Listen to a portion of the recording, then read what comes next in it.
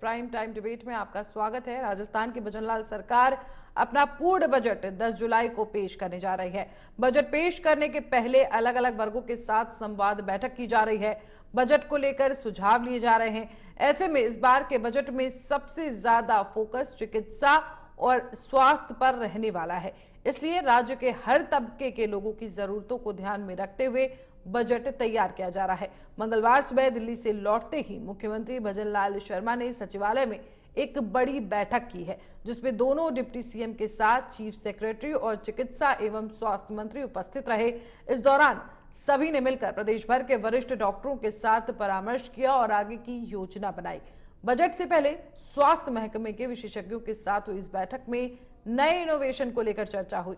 बैठक में स्वास्थ्य क्षेत्र के एक्सपर्ट, मेडिकल कॉलेज, मेडिकल विश्वविद्यालय के विशेषज्ञों ने स्वस्थ राजस्थान, तंदुरुस्त राजस्थान की तर्ज पर एलोपैथी, आयुर्वेदिक, पैरामेडिकल, फार्मेसी और नर्सिंग के विषयों को लेकर अपने सुझाव दिए।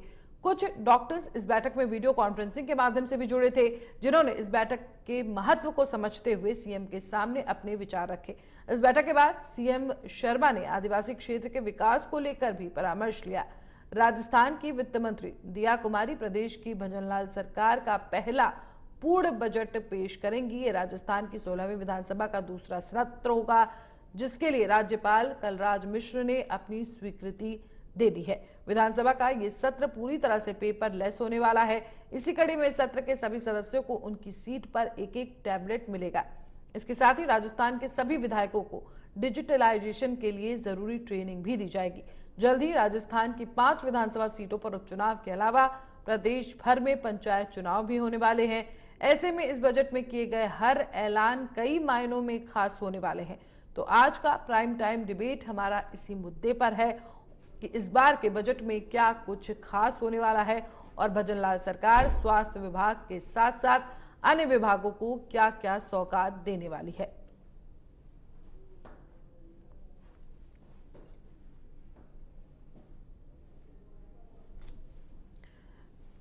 तो आपको बता दें कि लगातार भजनलाल शर्मा बैठकें कर रहे हैं और बजट से पहले, इससे पहले वो पहुंचे भी थे दिल्ली और वहां पर उन्होंने पीएम से भी मुलाकात की थी।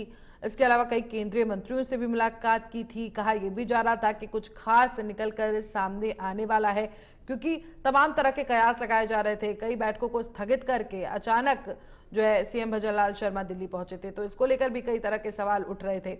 और अब देखिए जिस तरह से वो स्वास्थ्य को लेकर लगातार बैठकें कर रहे हैं अधिकारियों के साथ, डॉक्टर्स के साथ, तो स्वास्थ्य पर कहीं ना कहीं ये बजट जो है वो फोकस होगा। तो इसी पर चर्चा के लिए हमारे साथ जुड़ गए हैं कुछ खास मेहमान। भीमराज जाखड़ कांग्रेस से हमारे साथ जुड़ गए हैं, लक्ष्मीकांत पारिक बीजेपी नेता हमारे साथ जुड़ गए हैं। आप दोनों का बहुत बहुत स्वागत है इंडिया न्यूज राजस्थान में। सबसे पहले लक्ष्मीकांत जी आपके पास आएंगे। देखिए जिस तरह से तमाम बैठकें चल रही हैं, सीएम लगातार बैठकें कर रहे हैं, इससे पहले दिल्ली भी पहुंचे थे और अब डबल इंजन की सरकार है, पहला पूर्ण बजट पेश करने जा रही है आपकी सरकार, क्या कुछ खास रहने वाला है? देखिए निश्चित रूप से ये पहला बजट है माननीय भजनलाल जी सरकार का। इसके लिए राजस्थान का विकास हो सके, चौमुखी विकास हो सके और राजस्थान की जनता को लाभ मिल सके, इसको लेकर राजस्थान सरकार ने बजट पेश करने जा रही है।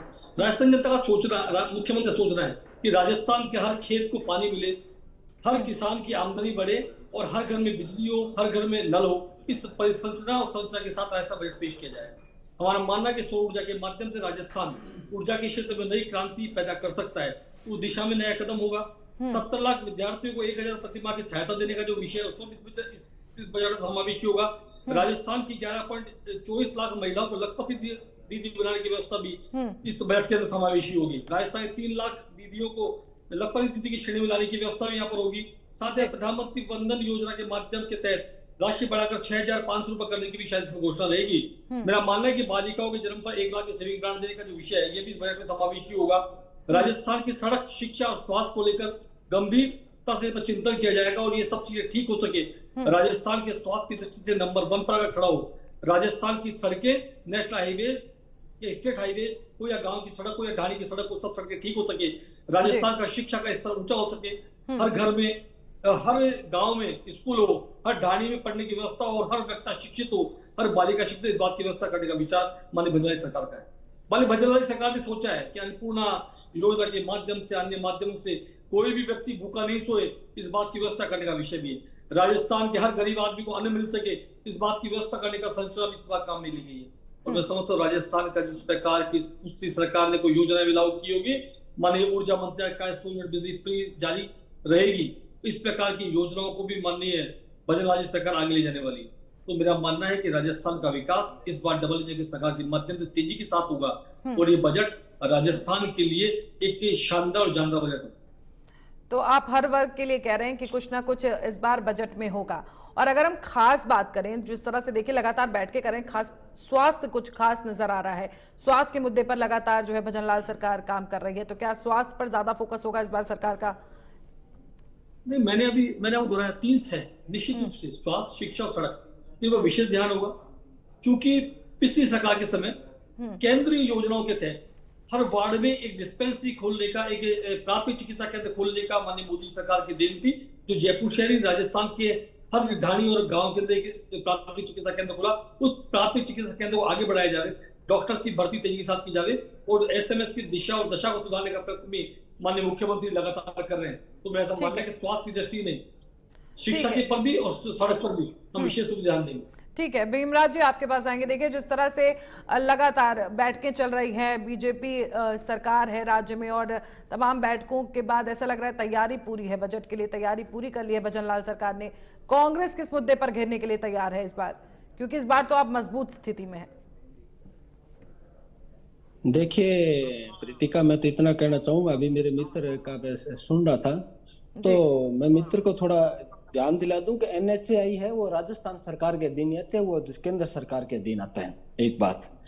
और स्वास्थ्य शिक्षा का और बात कर रहे थे अभी, तो मैं पूछना चाहता हूं आपके माध्यम से, चिरंजीवी योजना विश्व की टॉप चिकित्सा योजनाओं के अंदर एक थी, शुमार थी, और जिसके लोग अध्ययन करने के लिए आते उसको बंद करके, और उसमें 25 लाख तक का लोगों का इलाज होता था, और उन्होंने आयुष्मान कार्ड से लोगों को जोड़ा जिसमें 5 लाख है।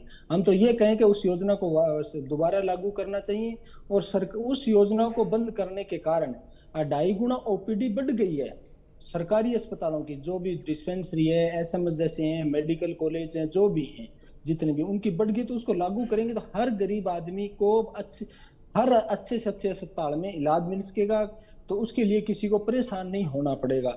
दूसरा हम कहना चाहते हैं, सबसे इंपॉर्टेंट जो इश्यू है आज के दिन, जो एक राजनीति से परे उठ के हैं, इसको राजनीति से मत जोड़ना, मैं बोलना चाह रहा हूँ इसको, पर्यावरण और पेड़, इस सब्जेक्ट को सरकारों को बिल्कुल कठोरता से लागू करना पड़ेगा। क्योंकि अभी हमने कल ही परसों आया पेपर में कि हाईवे बनाए, पेड़ काट दिए गए। अभी मेरे मित्र सोलर प्लांट का जिक्र कर रहे, तो वहां पेड़ काट दिए, लगाए नहीं जा रहे हैं। इसके अंदर कड़े से कड़े कानून की जरूरत है मैं प्रीतिका, क्योंकि पर्यावरण का हालात आप देख रहे हो, दिन प्रतिदिन हीटिंग बढ़ती जा रही है और पेड़ कट रहे हैं, पेड़ अपने लगा नहीं रहे हैं। तो इसके अंदर बहुत ज्यादा सख्त ध्यान देने जरूर, कड़े से कड़ा कानून बनाने की जरूरत है, ताकि मॉनिटरिंग इस तरह हो कि कोई पेड़ के हाथ लगाए काटने के लिए तो उसको 10 बार सोचना पड़े। इतनी कठिन कानून, कड़े कानून, तब जाके अपने को इस धरती को बचा सकेंगे, पर्यावरण को बचा सकेंगे। वरना आने वाले हालात, आज के दिन पता है टेम्परेचर नागपुर का 54 डिग्री तक चला गया था, दिल्ली का 52 तक चला गया था, जयपुर का 50 क्रॉस कर गया था। इसके लिए सख्त सख्त कानून। दूसरी पशु चिकित्सा, जिसकी पिछले 6 महीने से दवाइयां नहीं है, जो फ्री चलती थी कांग्रेस सरकार लागू, वो नहीं है। और एक हथकरघा उद्योग है राजस्थान में चलते हैं, उनकी जो सब्सिडियां बंद पड़ी हो रही है, और जो सामाजिक सुरक्षा के तहत पेंशन मिलती है, उनकी पेंशन अपने कई करीब 1800 के करीब लोगों की पेंशन अटकी है, उनको पेंशन को लागू करें। और पेट्रोल डीजल का इन्होंने वादा किया था कि हम बरोबर करेंगे, उसको ठीक है, चलिए जवाब ले लेते हैं लक्ष्मीकांत। एक सेकंड रुकिए आप। दूसरा मैं कहना चाहता हूँ, किसानों को केसीसी के ऊपर ब्याज लगता है, तो वो ब्याज क्या यूपीए की जब गवर्नमेंट थी वो मैडम 7% था, अब 14% तक लग रहा है, उसको लागू करने की जरूरत है। तीसरा, जो पाम ऑयल, सोयाबीन और रिफाइंड पे एक्साइज के अंदर सरकार ने 34% हटा दी थी, उसको लागू करें, ताकि किसानों को यहाँ फसलों, जो सरसों के दाम, जो ऑयल और सरसों के ऑयल मिले बंदी, तो वो दिक्कत नहीं है। और एक हमारी सबसे बड़ी डिमांड है का 10.73 करोड़ नरेगा मजदूरों को केंद्र सरकार ने बाहर निकाला था, उनको दोबारा उस नरेगा स्कीम में जोड़ने का काम करें। और जो नहर और खाड़ें जो मेंटेनेंस के भाजपा सरकार ने आते ही बंद कर दिया था, उसको दोबारा, और एक सीएडी डिपार्टमेंट था जो करता था, उसको दोबारा चालू करें। और किसानों को उन्नत बीज दें। पिछली बार राजस्थान और नहीं पूरे इंडिया के अंदर कॉटन का प्रोडक्शन बहुत डाउन होगा, 30% के करीब प्रोडक्शन हुआ था। उस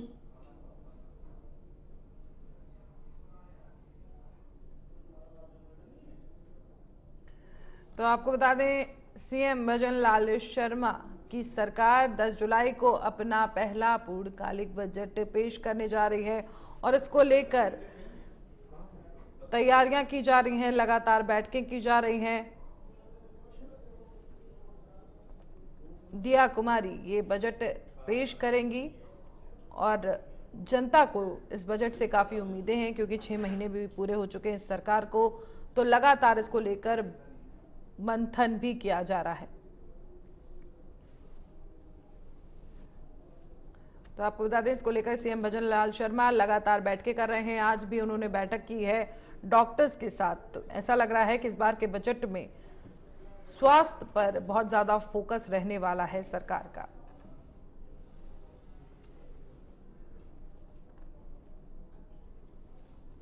और इससे पहले सीएम भजन लाल शर्मा दिल्ली पहुंचे थे। लगातार वो केंद्रीय मंत्रियों से मुलाकात कर रहे थे। उन्होंने पीएम मोदी से मुलाकात की थी और लगातार वो ये भी कह रहे थे कि केंद्र की योजनाओं को लेकर वो लगातार चर्चा कर रहे हैं मंत्रियों के साथ।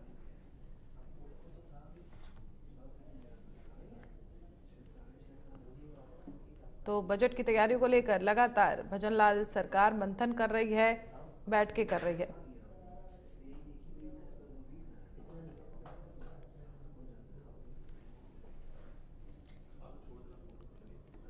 और आज भी इसको लेकर मंथन किया गया। सीएमओ में बजट की तैयारियों को लेकर बैठक की गई। इसमें कई अधिकारी, डॉक्टर्स मौजूद थे। तो कहीं ना कहीं सरकार का जो फोकस है वो स्वास्थ्य पर काफी नजर आ रहा है।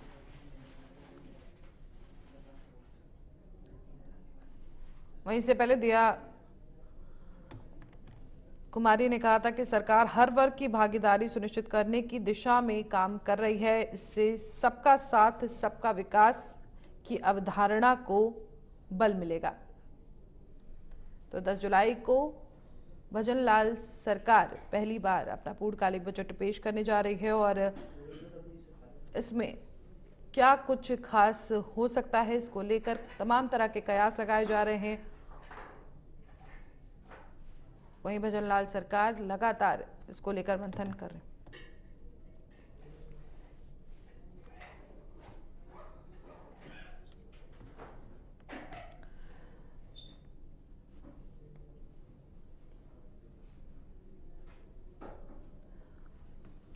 तो भीमराज जी देखिए, जिस तरह से लगातार मंथन किया जा रहा है, भजन लाल सरकार लगातार मंथन कर रही है। वहीं अब ऐसा भी कहा जा रहा है कुछ जो योजनाएं लेकर आए थी गहलोत सरकार, उसको भी खत्म किया जा सकता है। उसको लेकर भी लगातार समीक्षा की जा रही है।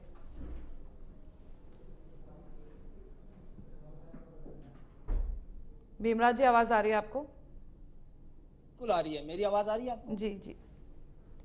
हम ये कहना चाहते हैं कि Mahatma Gandhi school, English medium school थे जो 3600 करीब के राजस्थान की सरकार कांग्रेस उस समय थी, उसने खोले थे, वो ये बंद करने की मंशा करें। 300 कॉलेज बंद करने के मंशा। आखिर ये शिक्षा का विकास कहाँ होगा? जब विकास की पहली सीढ़ी शिक्षा होती है, उसको ये खत्म करने पे तुले तो आखिर प्रदेश को किस ओर ले जा रहे हैं? और हरियाणा ने आते ही अपना 1200 क्यूसेक पानी काट दिया था इन्होंने। तो वो पानी जब यहाँ नहीं आएगा तो फिर सिंचाई और पीने के लिए कैसे होगा?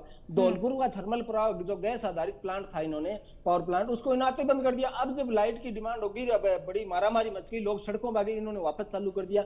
तो सरकार की मंशा ये क्लियर नहीं है कि प्रदेशों की जरूरत। और दूसरी सरकार भजन लाल जी का इसमें कोई दोष नहीं है, क्योंकि दिल्ली से जब पर्ची आएगी और वहां से जब कहेंगे तब होगा। दूसरी, इन्होंने वादा किया था कि हम कानून व्यवस्था सुधारेंगे, ये कर देंगे। कानून व्यवस्था के इन्होंने बड़े बड़े हवाले दिए थे। हम पूछना चाहते हैं 6 महीनों के सरकार आए, कौन सी कानून व्यवस्था सुधारी? रोज पेपर के अंदर न्यूज आती है, अखबार में कोई ऐसा दिन नहीं निकला महिलाओं पे अत्याचार नहीं हो, बलात्कार की खबर नहीं आती हो और रंगदारी की खबर नहीं, तो डेली खबरें आ रही है। तो आखिर कानून व्यवस्था कहां गई जिसको लेके आप बड़े बड़े वादे करते थे? और दूसरा इन्होंने ये कहा था कि हम लोग जब आएंगे तो किसानों के लिए ख्याल रखेंगे, उनका भी ख्याल रखेंगे। किसानों को इन्होंने 22,000 करोड़ रुपए का सहकारी लोन बांटने का वादा किया था, वो 19,000 करोड़ ही बांट गए। 3,000 करोड़ का क्या हुआ वादों का? और जो कांग्रेस की गौरव सरकार ने 1,000 गोंड मंडियां खोली थी, उन गोंड मंडियों को इन्होंने आते ही बंद कर दिया ताकि किसानों को बड़ी बड़ी मंडियों की तरफ जाना नहीं पड़े। जो छोटी गोंड मंडियां वहीं किसानों के गांव कस्बों और डाणियों के पास उस फसल वो उचित दाम पे और जो सरकारी दाम है उस पे बेच, इन्होंने आते ही बंद कर दिया। मैडम आखिर अपने किस ओर ले जा रहे हैं? जब अपना किसान और मजदूर जब 80% आबादी इस पे निर्भर करती है, राजस्थान विशेष तौर पे, तो इसमें क्या करोगे? पीने के पानी का हाल देख लीजिए, राजस्थान में त्राही तरह मची थी। लाइट का हाल देख लीजिए, लाइट आ नहीं रही थी, गाँव को नहीं मिल रही थी, किसानों को नहीं मिल रही है। अब पीछे तूफान आया तो इनसे मेंटेनेंस नहीं हो रहा, किसानों को बिजली नहीं मिल रही है, फसलें जल रही है। तो गर्मी के अंदर पानी की ज्यादा जरूरत होती है और इस टाइम बुआई का सीजन चल रहा है तो हो नहीं रहा। अभी सरकार का पास ऐसा कोई प्लान नहीं है। अभी मेरे मित्र गिना रहे थे, तो हमारी सरकार थी, किसानों 20 लाख किसानों को फ्री बीज बांटा था, उसकी कोई स्कीम नहीं है इनके पास। और इनके पास मैं आपको अभी दावा कर रहा हूं और आपके चैनल के माध्यम से दावा कर रहा हूं, केंद्र राज्य सरकार 10 तारीख को बजट पेश करने जा रही है और 10.73 करोड़ नरेगा मजदूर पूरे देश से निकाले से, उसमें से राजस्थान के भी मजदूर होंगे। उनके बारे में कोई प्रसंग यहाँ नहीं लिया जाएगा, न आज तक लिया गया। वो तो गरीबी रेखा से नीचे जीवन यापन करने वाले लोग थे। और जो ये महात्मा गांधी सरकारी स्कूल बंद कर रहे हैं मैडम, तो इनमें गरीबों को और किसानों के बच्चे ज्यादा जाते थे, सेठों के बच्चे नहीं जाते। वो तो जो बड़े बड़े स्कूल हैं जिनके 1-1 लाख रुपए 2-2 लाख रुपए फीस है, वहां चले जाते हैं। और जो 303 कॉलेजों की इन्होंने तलवार लटकाई है, उनमें भी उन्हीं समुदाय से बच्चे आते थे, गरीब किसान। ठीक है लक्ष्मीकांत जी, जवाब ले लेते हैं। उनको यह बंद करने पर जी लक्ष्मीकांत जी से जवाब ले लेते हैं। देखिए लक्ष्मीकांत जी, कई तरह के आरोप लग गए। आप लोग जिस तरह से 300 सरकारी कॉलेजों की समीक्षा कर रहे हैं, इसके अलावा जिस तरह से देखिए लगातार रेप की घटनाएं सामने आ रही हैं राजस्थान से, उसको लेकर भी सवाल उठा रहे हैं कांग्रेस नेता।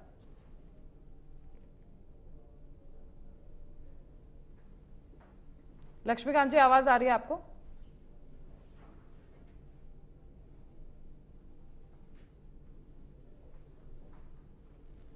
लक्ष्मीकांत जी, आवाज मिल पा रही है आपको?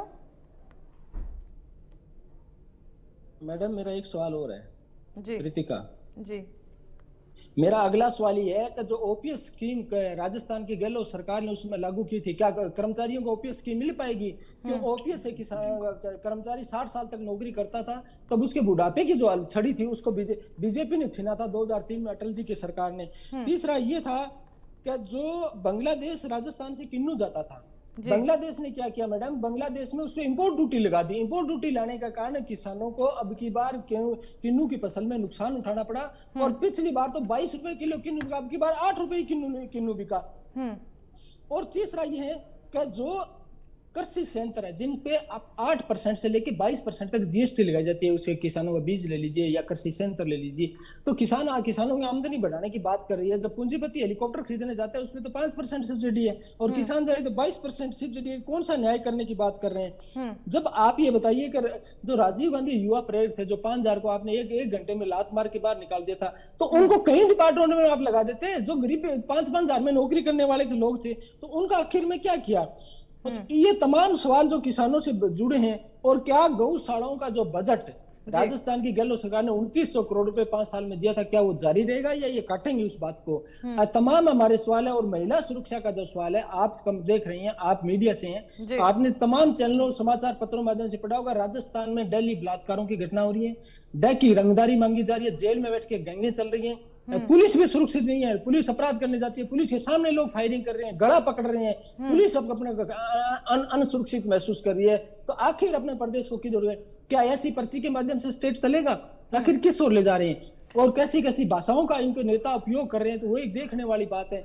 आखिर अपने जो सबसे बड़े सवाल मेरे ये है कि स्वास्थ्य को लेके हैं, तो चिरंजीव योजना है जिसको लेके दोबारा लागू करने की जरूरत है। लोगों के बड़े बड़े ऑपरेशन होते थे, liver transplant, kidney transplant, heart plant जैसे काम थे, वो चिरंजीव योजना से फ्री हो जाते थे। इन सरकार ने आते ही उसको बंद क्यों किया? क्योंकि स्वास्थ्य पहला सुख निरोगी का है। तो उसमें सरकार की आखिर मंशा क्या है? सरकार ऐसा क्यों कर रही है, ये सवाल हम पूछना चाहते हैं आपके माध्यम से। सरकार ये नहीं कहती है कि हम आके, ठीक आप नाम बदल दीजिए, कोई दिक्कत नहीं है, आप नाम जो रखना दीजिए, पर इलाज तो जनता को मिलना चाहिए ना। पर ये नहीं बोलेंगे मैडम, क्योंकि इनको पता है कि ये काम करेंगे। दूसरा, जो कोचिंग माफिया है, जिनके ऊपर क्या कभी कोई कार्रवाई हो पाएगी, और जो पेपर लीक का कांड है, नीट का पेपर कांड, जो आजाद भारत का सबसे बड़ा पेपर कांडों में व्यापक घोटाला, एमपी की बीजेपी सरकार के समय, उसके बाद नीट का कांड है, उसके अंदर कोई नहीं है। क्या एक लाइन में बैठने वाले 6 बच्चों के पेपर कैसे 720 नंबर आ जाते हैं? और रॉकी और संजीव कौन थे जिन्होंने यूपी में 60 करोड़ रुपए का पेपर खरीदा? क्या उस पर कोई कार्रवाई होगी? और भजनलाल सरकार को भी इस पे एक्शन लेना चाहिए कि सरकार के अंदर, सरकार और एजेंसियां जो चाहेगी हम हेल्प करने के तैयार है, आप कार्रवाई कीजिए। क्योंकि सवाई माधोपुर के अंदर भी इस नीट के पेपर को लेकर इश्यू हुआ था, पेपर टाइम से नहीं बांटा गया, पेपर डबल बांट दिए गए, इस तरह के वहां भी इस तरह का इश्यू हुआ। तो आखिर क्या राजस्थान में पेपर लीक की संभावना है? और दूसरा सवाल है, 2013 से 18 तक बीजेपी की सरकार थी, क्या जो उस समय पेपर लीक हुए थे 14, क्या उसमें कोई एफआईआर करेंगे? और क्या 2005 से लेकर जगदीश बिश्नोई जो किंग माफिया इसका, क्या जगदीश बिश्नोई से ये उगाला जाएगा? क्या आखिर इनके किन किन नेताओं से संबंध है, चाहे वो कौन सी पॉलिटिकल पार्टी को, इसका सबके सामने लाएगा। क्योंकि अभी जो कार्रवाई हो रही है प्रीतिका, वो कार्रवाई कांग्रेस के समय दर्ज की एफआईआर में हो रही है, इन्होंने नई एफआईआर दर्ज नहीं की है कभी भी। और दूसरी बात इसके अंदर कहना चाहता हूं, क्या जो केंद्र सरकार ने किसान सम्मान निधि की जो 14% कटौती की है किसानों की, क्या उसको दोबारा जोड़ने की कोशिश की जाएगी? क्या जो किसान आंदोलन में जो किसान शहीद हुए थे, उनकी बीजेपी सरकार कोई मदद कर पाएगी? क्योंकि किसानों को तो अभी तक तो न्याय नहीं मिल पाया। चाहे किसान आंदोलन ले लिए, दोबारा किसान आंदोलन स्टार्ट हो रही है, एमएसपी मांग आज फिर जोर पकड़ती जा रही है, आखिर अपने किधर ले जा रहे हैं? और जो शिक्षकों की भर्ती का मामला है, तो शिक्षकों की भर्ती क्या दोबारा करके इसी सेशन में शुरू किया जाएगा? और चिकित्सकों की मांग है चिकित्सालय के अंदर, जो आज के दिन हालात है इन्होंने किए हैं, जो निर्माण कार्य रोके थे, 400 प्रोजेक्ट जो गहलोत सरकार के इसमें शुरू किए गए, इन्होंने रोका था। तो ये पूछना चाहते हैं क्या उनको रोका जाएगा? तो पांचवा मेरा सवाल है, क्या पंजाब से इंदिरा गांधी नहर का पानी आता है, वो सिंचाई और पीने दोनों के लिए 10 जिलों में 2 करोड़ आबादी को पानी मिलता है। उसमें 7 साल से बीजेपी सरकार में शुरू हुआ था काम, वसुंधरा गवर्नमेंट में, उसकी 70 दिन की बंदी होती थी प्रीतिका, और मरम्मत का कार्य होता, पंजाब में भी होता था और यहाँ भी होता था। बीजेपी सरकार ने आते ही उसको रोक दिया। क्या क्यों रोका गया? आखिर सरकार चाहती क्या है? क्योंकि मेंटेनेंस होगा तो जमीन के अंदर जो पानी का रिसाव था वो बंद हो जाए, क्योंकि इंदिरा गांधी बनने के बाद उसकी मरम्मत कभी नहीं हुई थी। और उससे पानी का जो 18,000 क्यूसेक के लिए बनी थी, उसमें 12,000 आता था। सरकार आखिर चाहती क्या? क्यों बंद किया गया?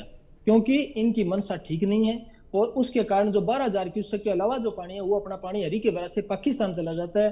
तो पाकिस्तान से अपनी दुश्मनी है, उनको तो बेनिफिट हो जाता है, यहाँ के किसानों को नुकसान होता है। तो आखिर पूछना चाहते हैं, एक सबसे बड़ी मांग यह है कि प्रधानमंत्री फसल बीमा योजना मोदी जी लेके आए थे, दुर्भाग्य से वो योजना गुजरात, पश्चिम बंगाल और आंध्र प्रदेश जैसे 7 राज्यों में लागू नहीं है। उसके अंदर प्रीतिका होता क्या है कि 49% प्रीमियम का हिस्सा केंद्र सरकार देती है, 49 स्टेट देता है, और 2% काश्तकार देता है। राजस्थान अपना हिस्सा देता है, तो सरकार किसी करी वो योजना लागू है। बट पूछना यह चाहते हैं कि 2021 का जो किसानों का मुआवजा आखिर क्यों नहीं दे रहा? किसान आंदोलन कर रहे हैं कंट्री, उसका नहीं दिया जा रहा है। और ये आजाद भारत का सबसे बड़ा घोटाला भी है, मोदी जी लेके आए। 10 कंपनियां हैं जिसमें 3 सरकारी हैं और 7 प्राइवेट हैं। 7 प्राइवेट कंपनियों का 2021 तक का आंकड़ा है, जो जिसमें 40,000 करोड़ के बेनिफिट में चली। आखिर क्यों? जो 3 है वो नो लॉस नो प्रॉफिट में चल रही है, किसके इशारे पे दिया गया काम? वो कंपनियों के मालिक कौन है?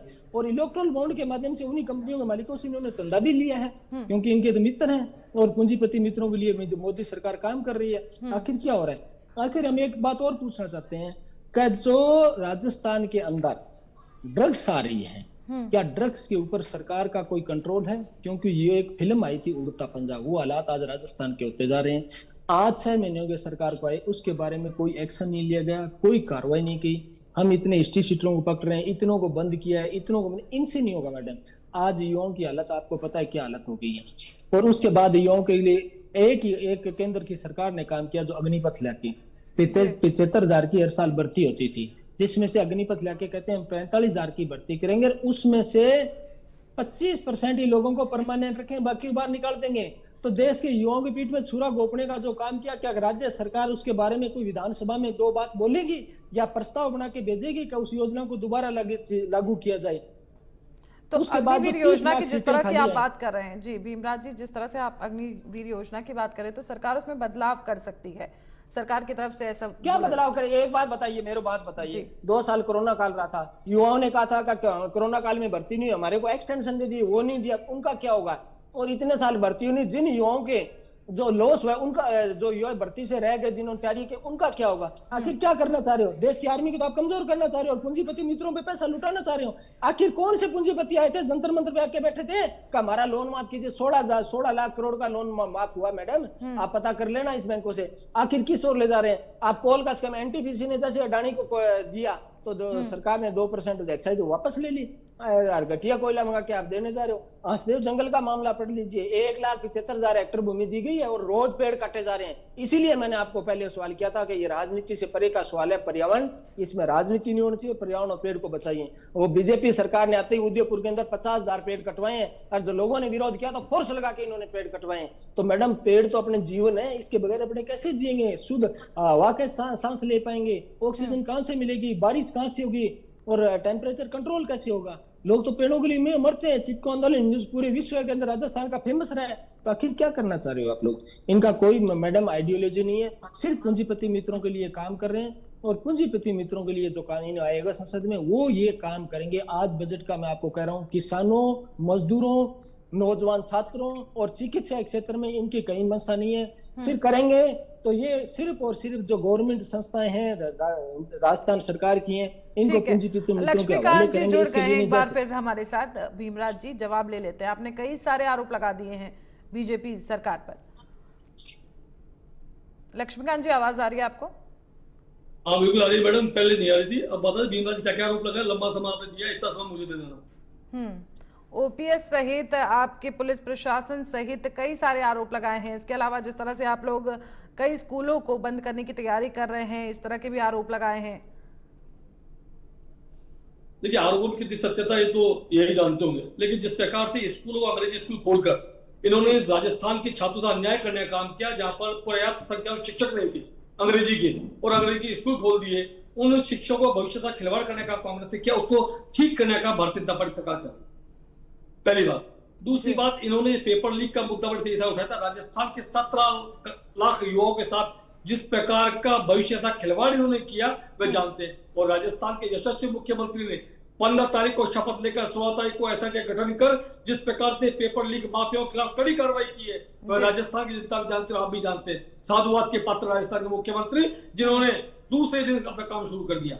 राजस्थान के मुख्यमंत्री की उपलब्धि के बारे में बात करूंगा ना, तो उनको मुश्किल से 30 से 35 दिन समय काम करने को मिला है। लेकिन जिस प्रकार राजस्थान के मुख्यमंत्री पेट्रोल डीजल की बात कर रहे थे मेरे भाई, पेट्रोल डीजल पर 2 रुपए घटाकर वेट करने का काम राज ने काम किया, तो राजस्थान यशस्वी मुख्य बदलाव किया है। 5 वर्षों में 25 पैसे का वेट कांग्रेस ने घटाया, तो बता दें 25 पैसे। कर्नाटक में लोकसभा चुनाव की जगह जहां पर आपकी एकमात्र सरकार है, वहां पर आपने वेट बढ़ाने का काम किया, कम करने का काम नहीं किया। आप महंगाई को हमेशा पोषित करते हैं, महंगाई को हमेशा बढ़ाते हैं। आपने गेहूं के अंदर हमने जिस प्रकार का 125 बोनस देने काम किया, आपने नहीं किया। हमने राजस्थान पिछली सरकार, कांग्रेस सरकार की बात करता हूं, बाजरे के अंदर खरीद के केंद्र आपने 5 वर्षों तक नहीं खोले। आगे क्यों नहीं खोले? जबकि भारतीय जनता पार्टी सरकार ने एमएसपी बढ़ाने का काम बाजरे पर किया था, केंद्र सरकार ने, आपने वहां पर का ध्यान नहीं दिया। मेरे फाजी दोस्त पर्यावरण की बात करें, साधुवाद देता हूं, आपने रास्ता पर सहयोग जागृता रखा, लेकिन महिला सुरक्षा के लिए क्या किया? निश्चित रूप से जी, निश्चित रूप से लक्ष्मीकांत जी, आपने महिला सुरक्षा के लिए क्या किया? क्योंकि आए दिन देखिए हम लगातार देख रहे हैं रेप की घटनाएं आ रही हैं राजस्थान से। आज भी एक बच्ची के साथ रेप हुआ है और रेलवे प्लेटफॉर्म पर बच्ची अपने परिवार के साथ सो रही थी। जी, एक मिनट, राजस्थान सरकार ने पिछले, यदि आप मैडम, यदि आप पिछले समय का मानी जाकर साहब भी हैं, आप नेट पर सर्च कर लें। राजस्थान में जब कांग्रेस की सरकार थी नवंबर में, अक्टूबर में, उस समय राजस्थान में अपराध का ग्राफ कितना प्रतिशत था, आज उससे घटकर 50% रह गए। ये राजस्थान के मुख्यमंत्री गुड गवर्नेंस का परिणाम है। राजस्थान के मुख्यमंत्री ने लगातार संभाग स्तर पर दौरा करने का काम लगातार कर रहे हैं। राजस्थान के मुख्यमंत्री ये होटलों में जाकर विधायक को मनाने व्यस्त नहीं है। राजस्थान के मुख्यमंत्री राजस्थान की धरा पर बैठकर जनता की सेवा करने के उपलब्ध है। पिछली सरकार के समय आपने देखा होगा 100 दिन की कार्य योजना नहीं बन रही थी। 100 दिन तक विधायक देश के अंदर, राजस्थान प्रदेश की सड़कों पर जलते हुए टायर उठता हुआ धुआं देखा जा रहा था। राजस्थान की जनता ने अशोक गहलोत और सचिन पायलट के बीच मुख्यमंत्री पद का युगलीय संघर्ष चल रहा था। 100 दिन तक होश नहीं था कि राजस्थान जनता के लिए क्या काम करने, लेकिन राजस्थान के यशस्वी मुख्यमंत्री ने 15 तारीख को शपथ लेने के बाद चैन से नहीं बैठे। राजस्थान की जनता के लिए लगातार काम करने का प्रयास कर रहे हैं। राजस्थान के स्वास्थ्य की चिंता है, राजस्थान शिक्षा की चिंता है, तो राजस्थान की सड़क की चिंता भी राजस्थान मुख्यमंत्री को है। राजस्थान की कानून व्यवस्था की स्थिति वेंटिलेटर पर आ गई थी माननीय अशोक गहलोत जी के समय। जब माननीय प्रियंका गांधी जी रणथंभौर घूमने आती थी तो यूपी की बेटी पर प्रश्न उठाती थी, लेकिन राजस्थान की बेटी जिसे जलाकर मार दिया गया बलात्कार के बाद, उस पर कोई प्रश्न खड़ा नहीं करती थी। ऐसी प्रियंका गांधी जब राजस्थान से पर्यटन करके चली जाया करती थी, क्योंकि यूपी की बेटी बेटी थी, राजस्थान की बेटी बेटी नहीं थी। आज जाकर जी बड़ा प्रश्न राजस्थान की महिलाओं के लिए पैदा कर रहे हैं, खड़ा करने प्रयास कर रहे हैं, लेकिन तब कहां ये आवाज मौन हो गई थी जब राजस्थान पर बलात्कार हो रहे थे, राजस्थान में रोज चोरियां बढ़ रही थी, राजस्थान में रोज डकैतियां हो रही थी, तब कहां थी कांग्रेस की सरकार, कहां थी प्रवक्ता? ठीक है, भीमराज जी कुछ कह रहे, भीमराज जी से यही थे।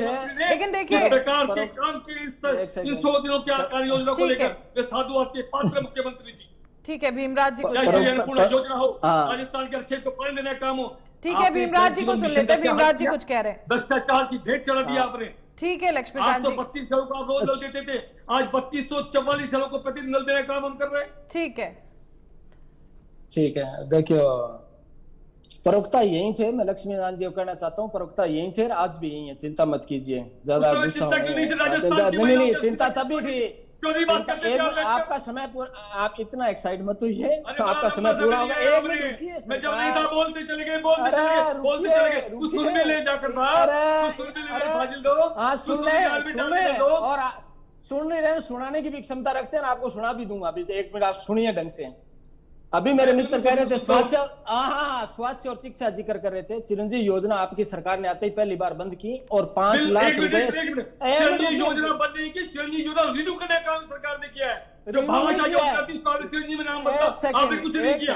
अरे 1 मिनट रुकिए। चिरंजीवी योजना बंद करने के कारण राजस्थान के सरकारी अस्पतालों की ओपीडी 2.5 गुना बढ़ गई है, और रिव्यू आपने किया, आयुष्मान कार्ड लागू किए, और जिसकी लिमिट 5 लाख है, चिरंजीवी की 25 लाख थी। एक बात, 25 लाख कितने लोग इलाज किया आपने? राजस्थान के कितने लोग 25 लाख लोग इलाज किया बताइए आप? राजस्थान की एक भी आदमी का 25 लाख इलाज आपने किया? बताइए, रुकिए, सुनिए, लक्ष्मीकांत जी, भीमराज जी को सुन लीजिए, उसके बाद आप बोल लीजिएगा। सुन तो लीजिए, आपका समय है, जब आप जवाब दे देना, इतना एक्साइट मत होइए। और यदि आपको बहुत देर बोला है, अरे आंकड़ों की चिंता है, भाषण नहीं दिया, आपका डिस्कनेक्ट हो गया था, नहीं भाषण नहीं दिया। दूसरी बात मैं कहना चाहता हूं कि आंकड़ों की बात करो, आपकी सरकार है, आप आंकड़े लेके आइए, हमारे से आंकड़े मत मांगिए, आपको पता चल जाएगा क्या किया। और दूसरी बात कहना, आयुष्मान कार्ड आपकी सरकार ने लागू किया है, जिसके अंदर पूरे हिंदुस्तान में 35 करोड़ लाभान्वित है, और 3 करोड़ 45 लाख के कार्ड बने, जिसमें 1 करोड़ 45 लाख तो खाली यूपी के बने। इसके आंकड़े आप पढ़ के आना। और कानून व्यवस्था की बात कर रहे हो तो डिंपल मीणा आज भी कानून से न्याय मांगनी कर रही है, धरने भी बैठे हैं, जाके पता कर लेना। आप इतनी इसके अंदर महिलाओं के सुरक्षा के अंदर आप मत बोलिए तो ज्यादा अच्छा रहेगा। दूसरी, पानी की आप बात कर रहे हो, मैं पूछना चाहता हूं कि आपकी सरकार आते ही 1200 क्यूसेक हरियाणा पंजाब ने अपना पानी काटा, आपने कोई एक्शन लिया क्या? और आपकी सरकार ने आते ही इंदिरा गांधी नहर जो 2 करोड़ की लाभार्थी को और 10 जिलों को पानी पीने का भी देती है और सिंचाई का देती है, और जो हर बीजेपी सरकार में वसुंधरा गवर्नमेंट में मेंटेनेंस स्टार्ट हुआ था, जो पंजाब में भी होता है, राजस्थान में होता है, 70 दिन बंदी होती थी, आपने आते ही उसको बंद किया, क्यों किया? ये सवाल पूछना चाहते हैं। और उसके यदि मेंटेनेंस हो जाता तो जमीन दलदल होने से बच जाती, और जो पानी आता है 18,000 क्यूसेक नहर के अंदर 12,000 ही आ रहा है, क्योंकि बनने के बाद आज तक मेंटेनेंस नहीं हुआ था, और उसका मेंटेनेंस हो रहा था, आपने बंद किया था। आप बिजली की बात कर रहे हो, Dholpur thermal pound Congress government ने बनाया था, गैस आधारित प्लांट था, आपने आते ही बंद किया। और जब जनता सड़कों पे जब हीटवेव बढ़ने लगा तब आपने उसको चालू करना पड़ा। पढ़ लेना, मैं पढ़ने की बात कर रहा हूं, और आप पेपर लीक की बात कर रहे थे। मैं पूछना चाहता हूं कि आपके बीजेपी नेताओं का नीट के ऊपर एक भी बयान आया क्या? जब आप इस बात का जिक्र नहीं करोगे, क्योंकि जो दलाल थे रॉकी और संजीव जिन्होंने 60 करोड़ में पेपर खरीदा था, बिहार और गुजरात से उसके तार जुड़े थे, आपके नेताओं का एक बयान नहीं आया। और सवाई माधोपुर सेंटर में भी नीट एग्जाम को लेकर गड़बड़ी हुई थी, उसके अंदर कोई जवाब नहीं आया। और आप कर रहे हो कि हमने एसआईटी गठित की। पारिक साहब, एक सवाल पूछना चाहता हूं, कि 2013 से 18 के बीच में 14 पेपर लीक हुए थे। आपकी सरकार ने एक ही एफआईआर की हो ना, आप बता देना। और आपकी सरकार 2023 दिसंबर में आने के बाद उसमें कोई एफआईआर की हो 2013 से 18, उसमें भी बता देना। और जगदीश बिश्नोई जो पेपर किंग का माफिया, उसको लाने वाले बीजेपी के नेता थे, पता करके आ जाना तैयारी की। दूसरी, आप गेहूं की बात कर रहे थे। यदि आपने घोषणा पत्र पढ़े हैं तो पढ़ के आना पारिक साहब। जब आपने घोषणा पत्र में यह वादा किया था, लिख के किया था कि हम 2800 रुपए प्रति क्विंटल गेहूं खरीदेंगे, तो आप 2400 रुपए क्यों खरीदे हो? 2275 खरीद रहे हो आप तो, और 125 सेंट्रल गवर्नमेंट दे रही है। और एक बात और बता देता हूं, आपकी सरकार ने, केंद्र सरकार ने 34% एक्साइज पाम ऑयल, सोयाबीन और रिफाइंड लिख लेना चित्र है। और जहां से पर्ची वाले मुख्यमंत्री आते हैं वहां सरसों का प्रोडक्ट। अरे जवाब कर दूंगा, 2 मिनट लगेगी। क्या ठीक है भीमराज जी, आप सजेशन मत दीजिए उनको, आप अपनी बात कहिए। हाँ, वो आपको जवाब देंगे। अरे ज्यादा चिल्लाने की जरूरत नहीं है, इतना ठीक होश है। भी रखते हैं। ठीक है भीमराज जी, चुप रहिए, ज्यादा उंगली दिखाने की जरूरत नहीं है। भीमराज जी। 125 अरे चुप रहिए, ज्यादा बोलने की जरूरत नहीं है। इतना गुस्सा सबको लगता है ज्यादा। ठीक है भीमराज जी, आप सजेशन मत दीजिए, आप अपनी बात कहिए, वो सुन लेंगे अपने तरीके से, आपको बता देंगे। सजेशन देने की जरूरत नहीं है, ऐसा सजेशन सबके पास है, ऐसा चिल्लाना सबको भी आता है। जब आदमी मनोवैज्ञानिक बीमार हो जाता है, इस तरह की हरकत, मनोवैज्ञानिक बीमार हो तो हॉस्पिटल में आप दिखाइए, हम तो सही है। भीमराज जी अपनी बात कहिए। आपको मोदी फीबिया हो गया होगा तो उसका इलाज करिए, हमारे पास। भीमराज जी कमेंट्स मत करिए। राहुल गांधी को पढ़ के आना और सुनिए मेरी बात। सुनो भीमराज जी, मुद्दों की बात करिए ना, मुद्दों पर बात करिए। हाँ तो मुद्दा कर रहे हो, हम अपना काम करें, ठीक है, जरूरत नहीं चलिए ठीक है, अब जवाब ले लेते हैं। ठीक है, अब जवाब ले लेते हैं, लक्ष्मीकांत जी से जवाब ले लेते हैं। नहीं, 1 मिनट रुकिए, मेरी बात सुनिए। ठीक है, आपके पास 1 मिनट है, जल्दी बोलिए जी, अपनी बात पूरी कर लीजिए। वहां जहां से पर्ची वाले मुख्यमंत्री आते हैं वहां 125 सरसों ऑयल मिल थी, 100 तो उसमें से बंद हो गई है, क्योंकि इन्होंने 34% एक्साइज सोयाबीन और पाम ऑयल, रिफाइंड ऑयल जो इंपोर्ट होता है उस पर घटा दी, और पूरे देश में 40% सरसों ऑयल मिल बंद हो गई है। और उसमें से बेरोजगारी कितनी हुई है, ये आंकड़ा अलग है। तो मैं ये पूछना चाहता हूं कि किसानों की आमदनी ऐसी होगी? क्योंकि ये तो किसानों की लाशों पे राजनीति करने वाले लोग हैं। क्योंकि रावड़ा गढ़साना में इन्हीं की सरकार ने किसानों को गोलियों से भूंदा था, सोलम के अंदर इनकी सरकार ने किसानों को गोलियों से भूंदा था, और 750 किसान इनके कारण दिल्ली के बॉर्डरों पे शहीद हो गए। आज भी किसान आंदोलन जारी है। और उस टाइम इनके मंत्री कह रहे थे कि 3 काले कानून सही है किसानों के लिए, और जब वापस ले लिए तब ये उसके फायदे बताने लगे। इनके यहाँ के मंत्री है राज्यवर्धन सिंह राठौड़। ठीक है, चलिए अब जवाब ले लेते हैं। फायदे बता रहे हैं, खुद तो पेंशन ले रहे हैं। ठीक है, जवाब ले लेते हैं लक्ष्मीकांत जी। ये दोगलापन कहाँ से आता है? ठीक है, लक्ष्मीकांत जी से जवाब ले लेते हैं। आज तक कोई देश की योगदान नहीं लगाया, मुख भी रखी है और गॉडसे को देश का बताते हैं। ठीक है, अब लक्ष्मीकांत जी से जवाब ले लेते हैं। मुझे लगता है कि कुछ लोगों का दिमाग का दिवालिया पर निकल गया, उसमें क्या जवाब दूं? दिमाग का दिवालिया आपका हो गया। देखिए, ऐसे कमेंट्स मत करिए, ठीक है, ऐसे कमेंट्स मत करिए आप लोग एक दूसरे पर। आपकी स्थिति बड़ी गंभीर है, गंभीर आपकी है, अपने दिमाग का इलाज करो। आपने बुला दिया है और आपकी स्थिति बड़ी गंभीर है। ठीक है, ऐसे कमेंट्स मत करिए लक्ष्मीकांत जी, आप भी ऐसे कमेंट्स मत करिए, और भीमराज जी आप भी। लक्ष्मीकांत जी, आप उनके सवालों का जवाब दे दीजिए, जिस तरह से वो आरोप लगा रहे थे, आप उनका जवाब दीजिए। सवालों का जवाब होता था मैडम, ऐसे कोई सिंसियर आदमी चिल्लाता है, प्रवक्ता तो बहुत ही आते हैं, इस तरह मैंने आज तक नहीं देखा। इस तरह कर रहे हैं जब इनको पता नहीं है कैसे डिबेट करनी है, चैनल के ऊपर दुनिया देख रही है। ठीक है, भैया चुप रहिए, आपको दुनिया देख रही है, बहुत भाषण दे रहे हैं, चुप हो जाइए। सुनो, बहुत भाषण। ठीक है, जवाब ले लेते हैं, भीमराज जी जवाब ले लेते हैं, चुप हो जाइए। एक भी सवाल के अंदर फर्क मिले ना, नोट कर लो, और मैं आपको गारंटी के साथ करूं, एक भी फर्क मिल जाए तो आप बोल देना कि ये काम गलत है। ठीक है, जवाब ले लेते हैं। पर मैं चैलेंज कर रहा हूं इस बात का। अभी बताते हैं तो जागृत साहब, आपकी बात को आप फिर जवाब देना आराम से।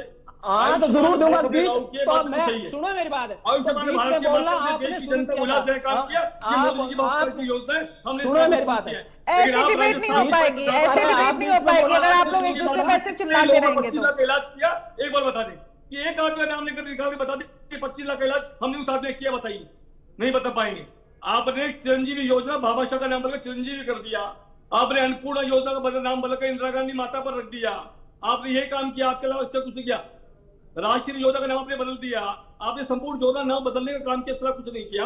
अभी आप बड़ी मस्तूरा कहते हैं, आप लिख लीजिए। मैं आपसे एक बात पूछना चाहता हूँ, राजस्थान में 2200 रुपए पर एमएसपी का हमने बाजरा खरीदने का काम किया केंद्र सरकार ने, आपने 5 वर्षों खरीद के अंदर क्यों नहीं खोले? केंद्र सरकार ने बताने का कष्ट कर सकते हैं यादव साहब, एक मिनट सुन ले। यादव साहब आप सुनिए, यादव नहीं, क्यों नहीं बोले यादव नहीं जाखड़ू मैं, आपने यादव नहीं एक मिनट जाखड़ू यादव साहब, अभी मैं आपने यादव नहीं जाखड़ू। आपने एक ऊर्जा की सेकंड, बात एक की, मैंने आपने ऊर्जा नहीं, मैं ठीक है, यादव उनका नहीं नाम जाखड़ू। जी मैं बता देती हूँ, नाम भीमराज जाखड़ है और लक्ष्मीकांत जी को बोले लीजिए भीमराज जी। हमने ऊर्जा के क्षेत्र में आयाम स्थापित किए। भाई आपने एक यूनिट बिजली का उत्पादन राजस्थान में बढ़ाया तो बता दें, सौर ऊर्जा पर आपने कोई काम किया तो बता दें, आपने धौलपुर थर्मल पावर क्यों बंद कर दिया बता दें, आपने किस प्रकार से राजस्थान में किसानों को पारत के लिए पानी नहीं दिया वह बता दें, राजस्थान में लाइट की व्यवस्था आपके समय क्या थी, 2 घंटे बिजली मिलती थी वह क्यों थी बता दें, आज 8 घंटे बिजली मिल रही तो आपके पेट में दर्द आखिर क्यों है बता दें। राजस्थान में पानी की व्यवस्था को लेकर आपने बड़े प्रश्न उठाए, राजस्थान ईआरसीपी मुद्दे को आपने हल करने का प्रयास क्यों नहीं किया इन पिछले वर्षों में। जब कमलनाथ ने इस पर ऑब्जेक्शन किया तो आपके सम्मानीय मुख्यमंत्री अशोक गहलोत साहब ने उनसे क्यों नहीं कहा कि आप इसमें ऑब्जेक्शन क्यों कर रहे हैं। जब डीपीआर बनी तो उस पर ऑब्जेक्शन क्यों उठाया माननीय कमलनाथ जी ने, ये बता दें। राजस्थान के यमुनाचल समझौते की बात होती है तो आप इस पर मौन क्यों रहते हैं ये बता दें। अभी आप कह रहे थे राजस्थान इंदिरा गांधी कैनाल का मेंटेनेंस के लिए काम किया, इसका मेंटेनेंस करने वाला काम भारतीय जनता पार्टी की पूर्ववर्ती वसुआ सरकार ने किया था, आपने नहीं किया था। आपकी सरकार वर्षों तक रही है, उसके पहले माननीय हरदेव जोशी जी, माननीय सुकाड़िया साहब, माननीय हरदेव जोशी जी, माननीय शिवचरण माथुर साहब, माननीय जगन्नाथ जी पाड़िया साहब, माननीय अशोक गहलोत जी, माननीय हीरालाल जी देवपुरा, आपके बहुत सारे मुख्यमंत्री रहे, उन्होंने कभी मेंटेनेंस पर ध्यान नहीं दिया। ये माननीय वसुंधरा राजे जी की सरकार थी जिसने मेंटेनेंस पर ध्यान दिया, मेंटेनेंस काम कराने का कार्य किया। उसके बाद 5 वर्षों का आपने क्या किया बताइए, इस कालखंड के दौरान आपने उस पर क्या विचार किया, कितना मेंटेनेंस किया वही बताइए। अब आप जिस प्रकार बातें करते हैं राजनीति में ठीक लगती है, मैंने आपको साधुवाद भी दिया था कि आपने पर्यावरण के मुद्दे को लेकर अच्छी बात की। अच्छी बात आपसे ज्यादा कि पेड़ लगने चाहिए, निश्चित रूप से पेड़ों को लगना और पेड़ों को हाईवेज पर लगना, और चाहे स्टेट हाईवेज हो या अन्य हाईवेज उस पर लगने चाहिए, इसकी संरचना निश्चित रूप से चाहिए। इस प्रकार विपक्षी भूमिका यदि आप निभाएंगे तो ज्यादा अच्छा लगेगा। अब आपने कहा कि हमने पेपर लीक माफियाओं के खिलाफ क्या कार्रवाई करी, भाई हमने चाहे 2014 से लेकर अब तक के हो या आपके कालखंड के पेपर लीक के माफियाओं, सभी पर समान कार्रवाई करने का काम किया। आपकी तरह बाबूलाल कटारा को बचाने का हमने नहीं किया, हमने ये नहीं किया कि इस आदमी बचा ले, हमने ये काम किया कि जो भी माफिया इसके अंदर संलग्न है उन सब के खिलाफ कड़ी कार्रवाई की जाए, ये काम हमने किया है। हमने गरीब परिवारों को एलपीजी सिलेंडर 450 देने का काम किया कि नहीं किया। मुख्यमंत्री के 100 दिन हुए क्या पूरे काम करते, लेकिन हमने काम किया।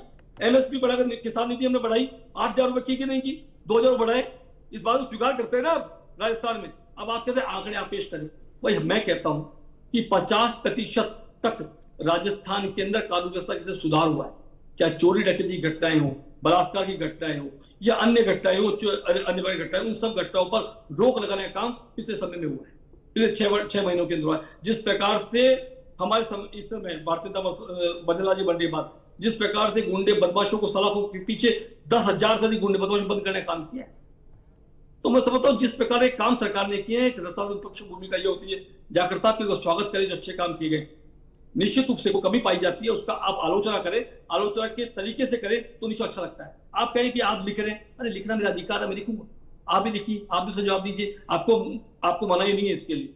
तो मेरा इसी तरह मानना है कि जिस प्रकार का काम हमने किया है, चाहे गोपाल क्रेडिट योजना के बाद पशुपालकों को 1 लाख तक का ब्याज मुक्त ऋण देने का काम हमारी सरकार ने शुरू किया है, बच्चों को साइकिल देने का काम सरकार ने शुरू किया। जो आपने साइकिलें खरीद कर रख ली थी, उस साइकिल का वितरण आपने नहीं किया था, चुनाव को मद्देनजर रखकर नहीं किया था, वे काम भी हमने किया। लेकिन लक्ष्मीकांत तो करें कि आज 100 दिन तक हम केवल मतलब मुख्यमंत्री पद का मुगले संघर्ष माननीय गहलोत जी, संजय पायलट जी कर रहे थे, 4.5 वर्षों तक होटलों के अंदर हमारे विधायक वाइन बजा रहे थे, ढोल बजा रहे थे। लक्ष्मीकांत जी एक सवाल ये भी है, गहलोत जी नेतृत्व में बैठे थे, सचिन जी नेतृत्व में बैठे थे, आप स्वीकार करें इस बात को, क्या बुराई है इसको स्वीकार करने में, क्योंकि आप कभी ऐसा रहे थे। ठीक है लक्ष्मीकांत जी, आवाज आ रही है आपको इस बात को? लक्ष्मीकांत जी सुन पा रहे हैं आप? हाँ बिल्कुल सुनो मैडम जी। देखिए जिस तरह से ओपीएस को लेकर चुनाव से पहले भी लगातार कांग्रेस घेर रही थी, कहा जा रहा था कि जब भी बीजेपी की सरकार बनेगी ओपीएस को खत्म कर दिया जाएगा, और एक बार फिर से यही बात चलने लगी और कहा जा रहा है कि राजस्थान में ओपीएस खत्म कर दिया जाएगा क्योंकि केंद्र सरकार इसके पक्ष में नहीं है। मैडम आप कोई इसको कांग्रेस के लोगों को समझाइए, आप भी देखिए और जनता भी समझे कि आज तक बजट तो आने दीजिए। आज के ख्याली पुलाव पकाकर जनता को गुमराह करने प्रयास नहीं। तो क्या राजस्थान सरकार ओपीएस को खत्म नहीं करेगी? सब कुछ समावेशी होगा। ठीक है, आप जवाब दे दीजिए ना कि ओपीएस को खत्म नहीं करेगी राजस्थान सरकार। देखिए निश्चित रूप से प्रवक्ता करते मेरा मानना है कि राजस्थान सरकार राजस्थान की बेहतरी के जो होगा वह करेगी। ओपीएस खत्म करेगी या नहीं करेगी, आप इसको लेकर जवाब दीजिए। देखिए माननीय मुख्यमंत्री बजट सत्र में इसका जवाब दे देंगे। आप नहीं देंगे? सामाजिक सुरक्षा पेंशन को हमने बढ़ाया, योजना बढ़ा करके हम 60,213 लोगों को पेंशन जोड़ा ही है ना। चलिए ठीक है। तो निश्चित रूप से मान लीजिए राजस्थान के हितों के साथ को कुठाराघात नहीं होगा, राजस्थान जनता के हितों के साथ कुठाराघात नहीं होगा। राजस्थान की जनता के लिए, जनता के हित में जो भी फैसले होंगे वे माननीय मुख्यमंत्री जी लेंगे। ठीक है, चलिए बहुत बहुत शुक्रिया आप दोनों मेहमानों का हमारे साथ इस चर्चा में जुड़ने के लिए। तो आपको बता दें कि राजस्थान सरकार 10 जुलाई को अपना बजट पेश करने वाली है और इसी को लेकर लगातार मंथन किया जा रहा है। लगातार केंद्रीय नेतृत्व से मुलाकात भी करते दिखाई दिए सीएम भजनलाल शर्मा। अब देखना ये होगा कि बजट में क्या कुछ निकलकर सामने आ सकता है जनता के लिए। इसी पर हम कर रहे थे चर्चा, आगे भी आपको अपडेट्स देते रहेंगे। तब तक आप बने रहिए इंडिया न्यूज राजस्थान के साथ।